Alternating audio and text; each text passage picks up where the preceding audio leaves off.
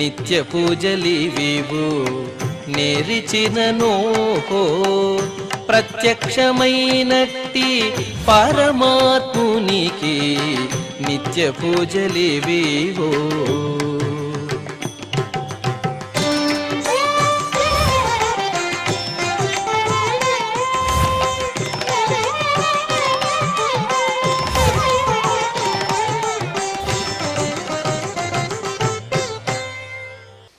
ఓం నమో వెంకటేశాయ. ఈరోజు శుక్రవారము, శ్రీ క్రోధినామ సంవత్సరము, ఉత్తరాయణము, శిశిర ఋతువు, పాల్గొన మాసము, శుక్లపక్షము, అష్టమి తిథి, మృగశిర నక్షత్రము, మార్చి 7, 2025.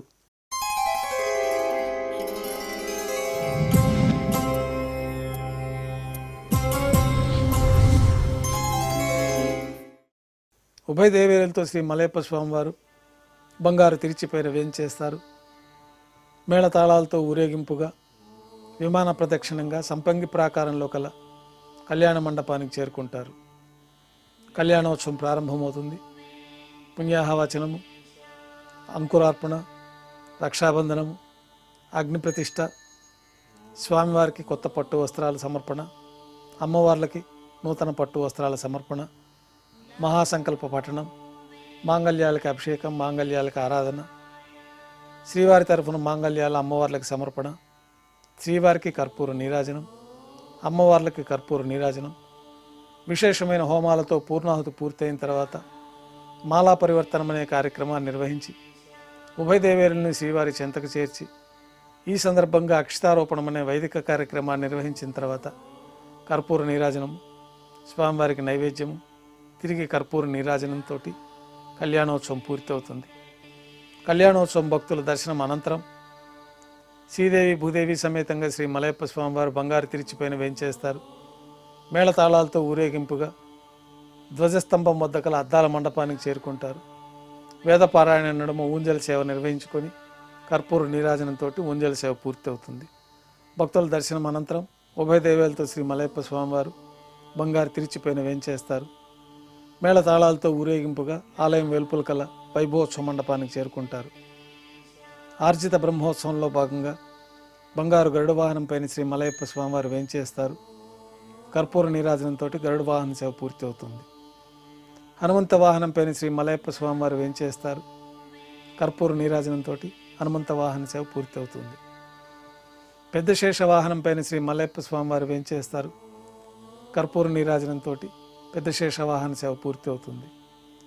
ఉభయ దేవేరులతో కలిపి శ్రీ మలయప్ప స్వామివారికి బంగారు తిరిచిపైన కర్పూర నీరాజనాన్ని సమర్పణతోటి ఆర్జిత బ్రహ్మోత్సవం పూర్తి అవుతుంది.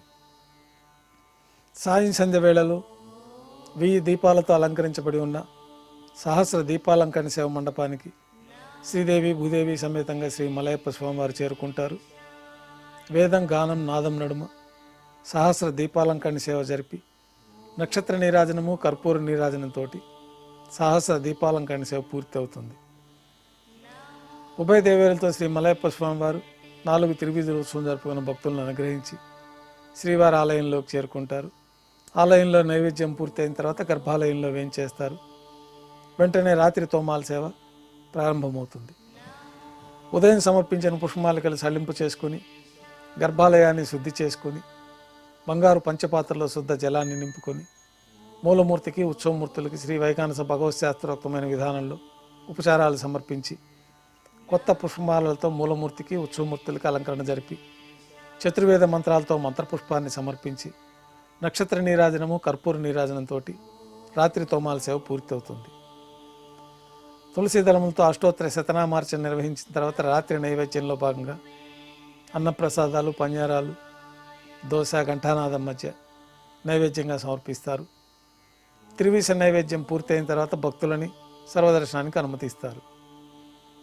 కొద్ది విరామం తర్వాత ఏకాంత సేవలో భాగంగా రాత్రి సమర్పించిన పుష్పమాలికలు సల్లింపు చేసుకుంటారు. గర్భాలయాన్ని శుద్ధి చేస్తారు. బ్రహ్మ తిరువారాధన కోసమై బంగారు బిందెలోని తీర్థాన్ని సమర్పించి ఏకాంత సేవలో భాగంగా కౌతుకబేరమైన శ్రీ భోగ శ్రీనివాసమూర్తి వారిని బంగారు పట్టు పాన్పు పైన వేంచేపు చేసుకొని ఈ సందర్భంగా స్వామివారికి దారోష్ణమైన గోక్షీరము, జీడిపప్పు, ద్రాక్ష, కలకండ కలిపిన మిశ్రమాన్ని నైవేద్యంగా సమర్పించి కర్పూర నీరాజనంతో ఏకాంత సేవ పూర్తి అవుతుంది. ఓం నమో వెంకటేశాయ.